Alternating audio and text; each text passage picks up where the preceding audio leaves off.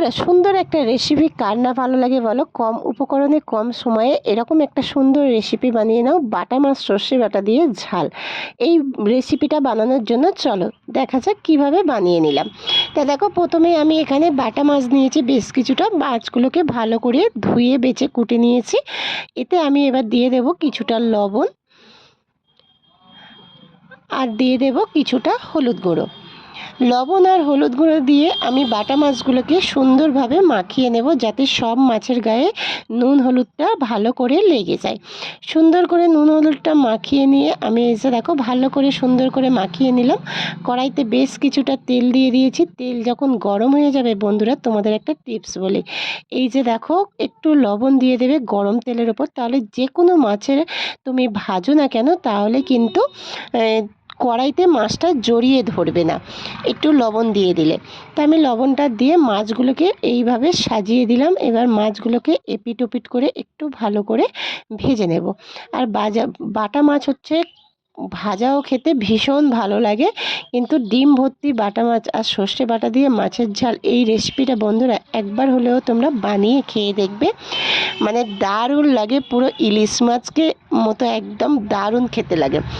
তা দেখো, আমি মাছগুলোকে এপিট ওপিট করে ভালো করে ভাজা করে নিয়েছি। আর মাছগুলো দেখো আমার একটুও কিন্তু কোনো ছাল ওঠেনি কিংবা কোনো রকম ভাঙেনি, একদম সুন্দর করে মাছগুলো ভাজা হয়ে গিয়েছে। ওই তেলেতে আমি কিছুটা দিয়ে দিলাম কালো জিরে, আর এই যে একটু দিয়ে দেব হলুদ, আর তাতে দেব একটু আদা আর জিরে বাটা। তোমরা জিরেটা হচ্ছে গুঁড়ো জিরেও দিতে পারো, তা আমি বেটে দিলাম একেবারে। বাটাটা দিলে ভীষণ একটা সুন্দর টেস্ট আসে, জানো তো। এবার আমি মশলাটাকে একটুখানি ভেজে নেব, কিন্তু হালকা আঁচে ভাজতে হবে। বেশি আঁচে ভাজলে তাহলে মশলাটা কিন্তু পুড়ে যাবে। এবার আমি এতে দিয়ে দেব সর্ষে। আমি সর্ষেটা দুরকম সর্ষে নিয়েছি, কালো সর্ষে, সাদা সর্ষে।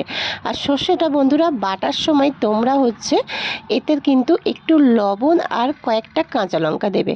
কাঁচা লঙ্কাটা আমি বেটে দিলাম, আর লবণটা এই কারণে দিয়েছি যাতে সর্ষের যে একটা তিতো ভাব সেটা কিন্তু থাকে না। তোমরা যে কোনো তরকারিতে যখনই তোমরা মানে সর্ষে বাটা দেবে, তখনই কিন্তু তোমরা একটু লবণ দিয়ে সর্ষেটা বাটবে, তাহলে দেখবে তোমাদের হচ্ছে ওটা তিতোর ভাবটা হবে না। তা দেখো, আমি কিছুটা জল দিয়ে এবার যখন গ্রেভিটা ফুটে উঠেছে, আমি ভাজা মাছগুলোকে দিয়ে দিলাম।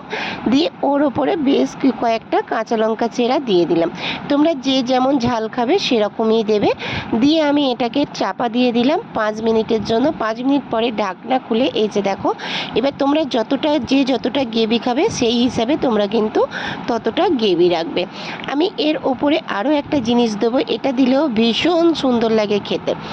আমি এই মাছগুলোকে এপিট ওপিট করে একটু উল্টে দিচ্ছি, আর এর উপর থেকে আমি দিয়ে দেব কিন্তু এই যে একটু সর্ষের তেল। এই যে দেখো, একটু সর্ষের তেল নামানোর কিছুক্ষণ আগে যদি দেয়া যায়, দারুণ একটা সেন্ট কিংবা খুব দারুণ খেতে হয়, জানো তো। সর্ষের তেলটা দিয়ে আমি কিছুক্ষণ একটু চাপা দিয়ে রাখবো। তারপরে এই যে রেডি হয়ে গেছে আমার কিন্তু বাটা মাছ দিয়ে সর্ষে।